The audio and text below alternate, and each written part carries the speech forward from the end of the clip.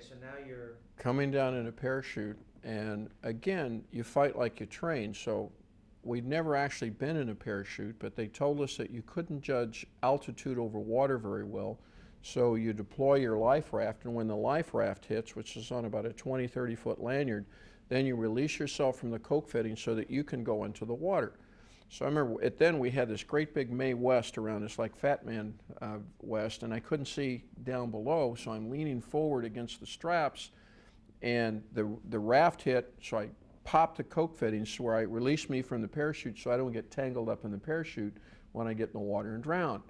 So, but what I didn't think about was I was leaning forward so much that I did this great big belly, and I'm seeing I'm coming down now, and I'm coming down from a pretty high altitude, and I'm going to do this big belly whomper, and I hit, and it kind of knocked the wind out of me, and I could go down below the water, and I'm clawing myself up to the surface, and all of a sudden my hands hit something fleshy, and I meant shark, or I didn't know what it was, but I came up, and I looked, and right here in my face is where some enemy had been killed in a bombing or something, had floated down the river. He had been dead for a long period of time, and he's sitting, and that face is looking, I mean, it's just like, I didn't need that at the time with all that other adrenaline, and I started swimming away from it and getting away from it as fast as I could. I mean, it was pretty empowering at that moment.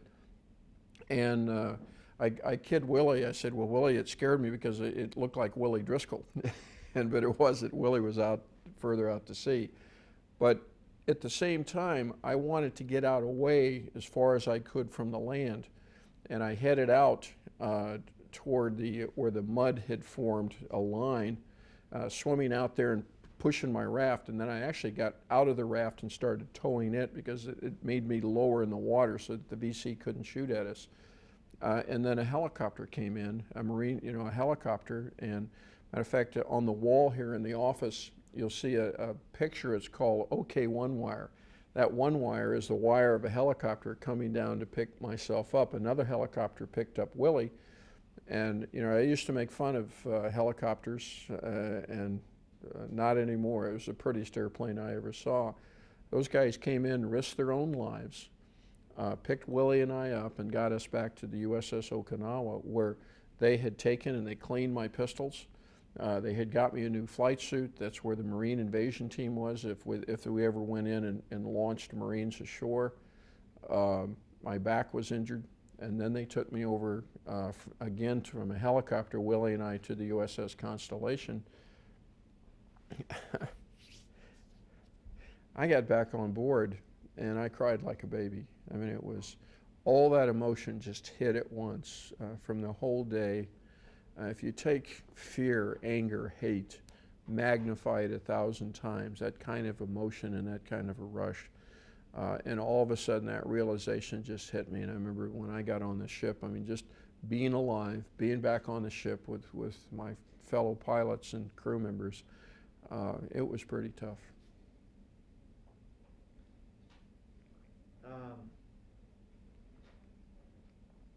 Let's jump ahead now. The skipper sends you back home. Says, we've got people now who can do the same things you have that you just did, which is probably kind of insulting. It was. The skipper, I had been to Saigon and with the Air Force there, and that's another whole story with the Air Force weenies back in Saigon. Had a good time there. But when I got back on the ship, I was getting new flight gear because mine got all salty. And I'm standing on a table, and my skipper came in, Al Newman, and says, Duke, we want you and Willie to go back to the States, and the war is unpopular. We want you to kind of travel and tell people what's really happening over here. And I said, no, sir. I mean, my squadron mates are out there risking their lives, and the last thing I want to do is go back on a PR tour. I want to stay here and be part, of the team like I always have been. And he made a statement. He says, well, Duke, there's a lot of guys can do what you do, and this is important for you. And I remember telling him, I says, no, there's not, Skipper. It was kind of an insult. He didn't mean it that way.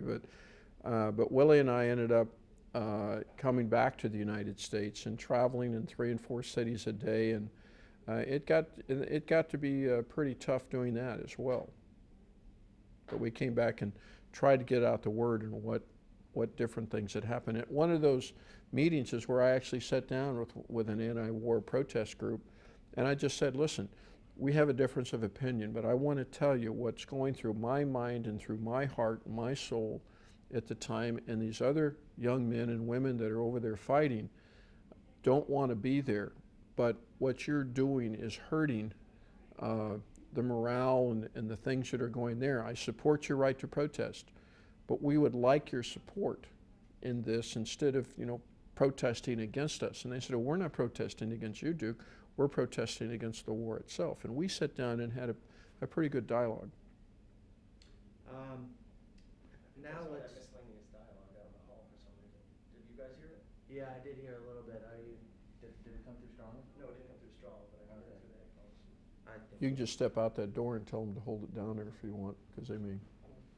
we're almost at the end. Okay. Actually, I have only 3 more questions. When did you go? Then how did you end up back at Top Gun? You had gone there as a student. Now, I guess, what? Several years later. When I went through this kind of a tour, which started off to be just a couple of weeks, turned into a couple of years going through this stuff. I had rushed the Blue Angels. I wanted to be a Blue Angel all the time, and then they said, well, you can go to Top Gun and be an instructor. And I thought, well, because the war was still going on at this time, we hadn't had the ceasefire. And I thought, well, I can do more good as a Top Gun instructor than I can as a Blue Angel, although I always wanted to be a Blue Angel, and I envy those guys that had the opportunity to do that. And so I came back to Top Gun and ended up as a Navy Fighter Weapons School instructor for almost 3 years. Let's talk about the movie. Now, how much of Tom Cruise's character was modeled after you? I mean, go through the whole. I had just taken over as CO of the Adversary Squadron, which was VF 126, and I had been XO for 2.5 years, and now it was my turn to take over as commanding officer. And 3 young men walked into the office and said, Commander Cunningham, can we talk to you? And I said, sure, have a seat. And the little short guy stood up and said, how come you've been avoiding us? And I looked at him and said, avoiding you? I don't even know who you are. Well, it was Tom Cruise, Anthony Edwards, and Val Kilmer. But I was a fighter squadron skipper. I hadn't seen Risky Business in the movies that these guys had been in. I was focusing on training pilots to go to combat. Very nice young men, did a very good job, and they asked me if I would go down with Jerry Bruckheimer and Don Simmons passed away a couple of years ago. They were very polite, very professional, and I gave them about 30 or 40 different things that had happened to me in my life, and other people had done similar things, not just Duke Cunningham, but for example, I met my wife by singing You Lost That Loving Feeling to her at the Miramar Officers Club.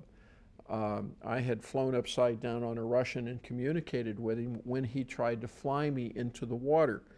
Remember when I said that I had never, they told us we couldn't beat a Top Gun instructor. Well, when I beat this Top Gun instructor, I split off from him, did a low pass at the tower at Miramar. And Admiral Walker, who was, at ComNav Air Pac at the time, I didn't have to go see the commanding officer. I had to go see the Admiral, where I got my rear end chewed out for that. So being a maverick in life, you learn that you can't be a maverick because you're risking other people's lives. You can't be a hot dog. You got to be a team player. And just like Willie Lincoln White told me that, Lieutenant Cunningham, we got our MiG today. That team has got to function as a team. And that came out in the movie as well. I told them about a good friend of mine, Bobby Hughes, that had a midair that was killed, and I knew Sherry, his wife, and Bobby and his family. And when he was killed, it was very, very difficult. That you got a good friend and you lose him, and that sticks in there in your heart. But if you fly the next day and you're thinking about that, then you become vulnerable. Sherry actually walked into the officers club and told us that she was okay, and bought a round of drinks for us. And one of the ladies in the club said, how crass that she lost her husband just a couple of days ago, and here she is in the officers club. We escorted the lady out because she didn't understand that Sherry was telling us that she's okay. She wanted us to be okay, to let go, to get rid of those dog tags, to press on with our lives. And those kinds of things I thought were showed very intently what some of the professionalism is at the aviators that we have, Air Force, Navy, Army, all of them, what they go through, the experiences they go through is pretty real to life. The MiG kills, remember when he dropped his speed brakes and flaps and things, all of those MiG kills are choreographed after my actual MiG kills. So those kinds of things were incorporated into the movie, and I feel very proud for that. Let's go to today. What's it like to go to the Vietnam Wall? I had a politician ask me to go to the wall and do some filming, and I said, no, I can't do that. I'll take you there and let you do your thing, but I can't do anything like that. It still hurts. It's very difficult. A lot of times I'm surprised I've been able to get through this interview, because usually when I start talking about Vietnam, I get teary. Those, like I said, if you take your emotions and magnify them 1,000%, love, anger, hate, that's why the Jane Fondas and the Bill Clintons and the Tom Haydens and the things, it's not political, it's something that is ingrained, it's like a knife in your heart that you're trying to, to constantly take out. Going to Vietnam, when Pete Peterson asked me to go to raise the flag, I said, no, I can't do that, to Hal Rogers, the chairman. And Pete said, well, I'd like you to do this, Duke. I was a prisoner for over 6 years. You can do this. And I'm glad I did. It didn't resolve a lot of things, but it was very, very difficult to go back there as well. And as I'm flying up the coast, I could look at Yuen Bai and I could see Quang Tri and all the places where I had lost good friends. And it's almost like I could hear their voices. Duke, what are you doing here? These are bad guys. And so that whole evolution is something that a lot of us live with. I've talked to World War II pilots and to people that have fought in other wars. It's something that's a piece out of your life, and losing very close friends and going through those emotions, just like Private Ryan. I don't know how many people were affected by that movie, that graphic, and those kinds of feelings. Well, to live that and to feel it, many people don't understand that, who have never had to go through that, and the sacrifices that our men and women make that fight for this country. Do you think that America has made I wouldn't call it a 360, but they sort of realize that there really is a need to have a military and a need for a military to do certain things, and maybe the Gulf War made us feel good about the military again? Well, I think the Gulf War made us feel good about the military, but the president keeps cutting defense. We've been in, and it's not just the low budget number, we've been through 43 different engagements, from extension of Somalia and Haiti, which we got our rear end kicked out of both of those places, and we're still spending billions of dollars. Iraq, 4 different times. You look at Bosnia, $16 billion. Kosovo, we had a $12 billion in 2 months supplemental to pay for that, and all of that comes out of the defense budget. We can't fight one battle right now, let alone 2, like we're supposed to under the Quadrennial Review, which is a study to say what we need to be strong. And the liberals will tell you that we have the strongest force in the world and that there is no Soviet Union anymore. But if you look, the Soviet Union is still very strong. They're producing an airplane right now today that when we engage it head on and in a dogfight, our pilots die 95% of the time. People don't know that. They're producing 3 to 6 submarines every single year, nuclear crash, nuclear capable Red October type submarines. They're building a first strike nuclear site under the Ural Mountains. The chemical and biological weapons that they export to other countries. China stealing our secrets, and the White House giving a lot of those secrets away to them has made us very vulnerable. So there is a threat out there, and no, I don't think the American people do understand that the need for a strong military. Then, speaking of threat and vulnerability, I understand that you're an opponent of the proposed F-22. Can you explain? Not necessarily an opponent, but this will get hashed out in conference and investment. I think we need to build the F-22, but we need some stability factors. They had a 5,000-hour test plan. 2,500 hours before they were going to go to procurement, before they actually started buying the F-22s. They were going to test for 2,500 hours. They've only been through 300 hours of testing. Right now, Dick Cheney canceled the A-12 and we got to $5 billion in research and development. Already the F-22 has got $20 billion, 23 if you include the test work in it. That makes the aircraft, the original buy was 750 aircraft. They've been cut back to 339 airplanes. So you take all that research and development money and put it on those 339 airplanes, the cost of each of those airplanes is $187 million. And you've got 90% of the test work yet to go. And what is the top line of that airplane? We need to know that. We need to put more money into it, but I don't want the aircraft manufacturers to use that as a cash cow because we have other requirements. I've just told you we got other aircraft that can beat our F-14s or F-15s or F-16s and F-18s. The military, because of all these deployments, doesn't have the money to put into the systems to make our kids capable of fighting those airplanes like I was in Vietnam. When I was flying the Phantom, I wanted the F-14 because it was going to be a better airplane. But I didn't want that F-14 to take away from my survivability in the systems that I had in the Phantom. And right now, I don't want the F-22 to be the only aircraft out there that's capable of fighting the Su-35 or the Su-37 is what the former Soviet Union has coming down the line. But we have an airplane right now that'll kill us. I need to get our kids through the next 8 to 10 years because you know we're going to be in a war before that period of time. And I don't want to let our kids go out there vulnerable. So we need to get this situated out, the cost of the aircraft, what we're going to put into it, and then the Joint Strike Fighter and those kind of aircraft. I want to make sure we have those investments to go into those aircraft and other systems that are unfunded. The Air Force has, General Ryan had to shut down a large portion of the Air Force after Kosovo because it put a year's life on every one of those aircraft. They're down for engines, they're down for parts. Top Gun is down for 12 airplanes, 8 of them for engines, 147 parts missing. The Air Force Fighter Weapons School is the same way. We're flying 30-year-old airplanes now. And they say, well, Russia is no threat, but yet Russia continues to push and produce very capable aircraft along with China. Just a little side note, when I was in the reserves, I was in the Army Reserve, and we would have these command inspections. We were dealing, just like you talked about 30-year-old airplanes, a lot of our vehicles were 30 years old.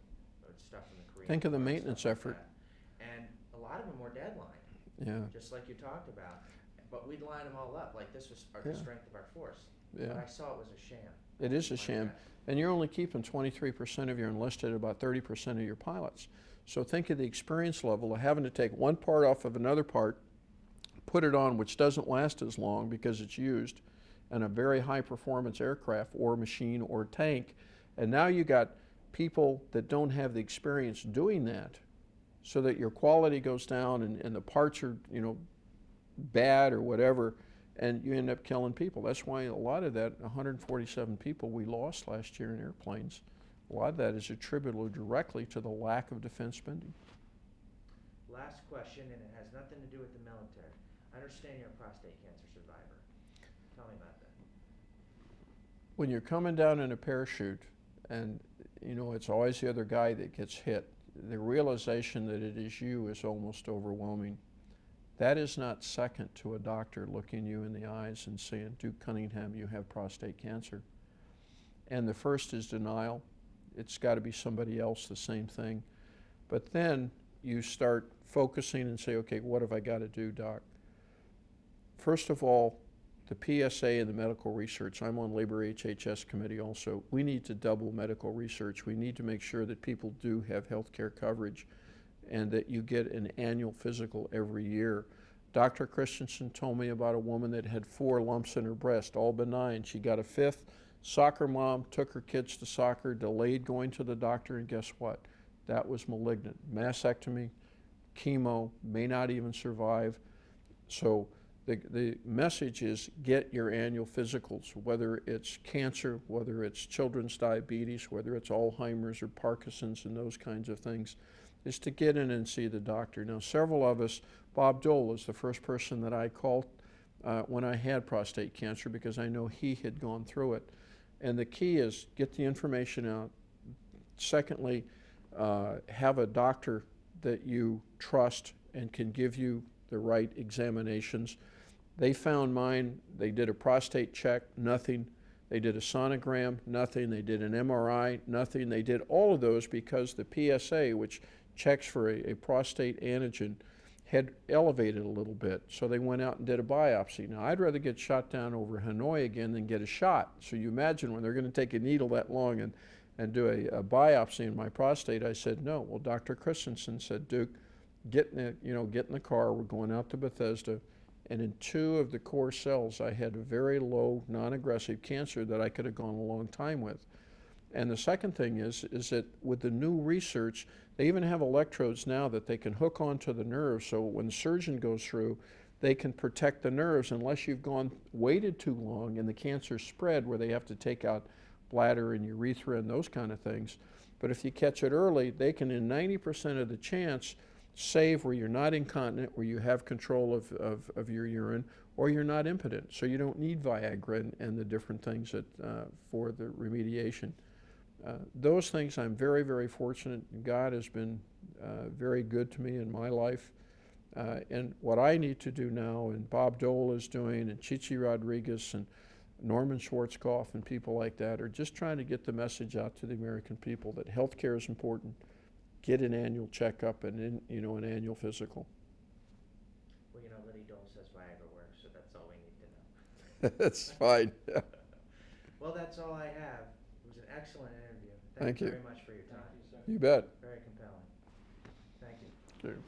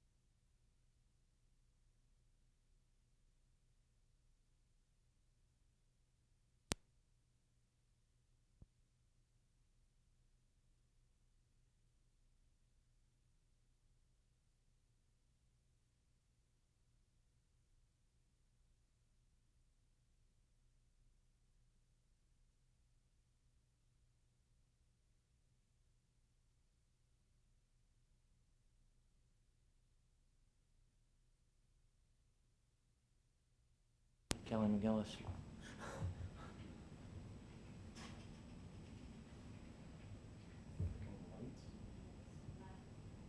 Yeah, he was down for like 40 minutes. You feel like such a slouch when you talk to them. See, it's when I talk to people like that that I say, maybe I should have gone to the golf. Because like I said, half of me said, there's a war going on. This is his Top Gun picture when he was a student. Half of me says, you know, there's a war going on. Yeah, it's fine. All right. You know, just like the couple people. That's all right.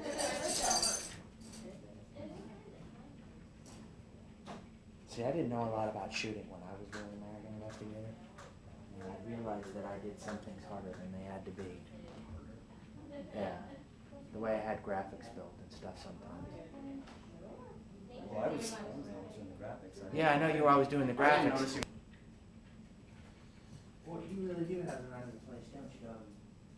I have a cat. Do you like that? There's times towards the last couple of shows where I was sitting down with the Abbott on my capability and the Abbott wasn't fun anymore because Yeah. doing it. But I felt that way about Alma. shooting is fun. Shooting's fun because I'm not sick of it.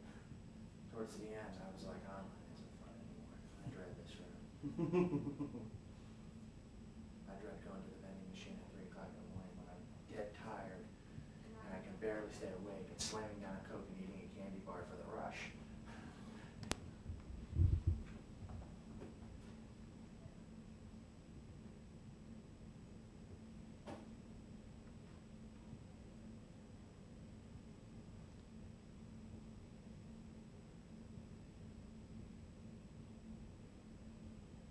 Great picture of him hunting up there.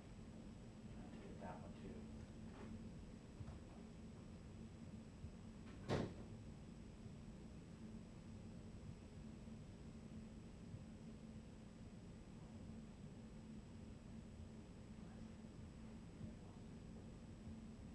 What do you think? Oh, you didn't see it.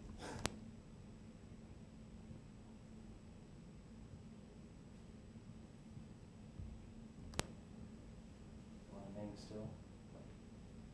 Huh? Call out what it is. Yeah, it's the, that's Willie Driscoll. Don't walk in front of the light. I saw when you moved back, I saw a glare. Okay, that's cool. Now, can you get a close-up of him? No, I'm sorry, of Willie Driscoll. Oh.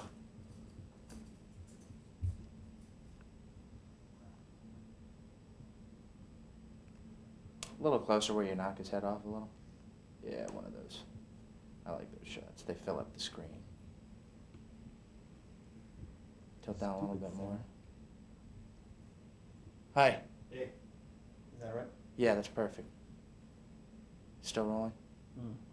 We'll be out of here in about 20 minutes. Is that That's okay? fine. I'm not rushing you guys, I just wanted to step in and look.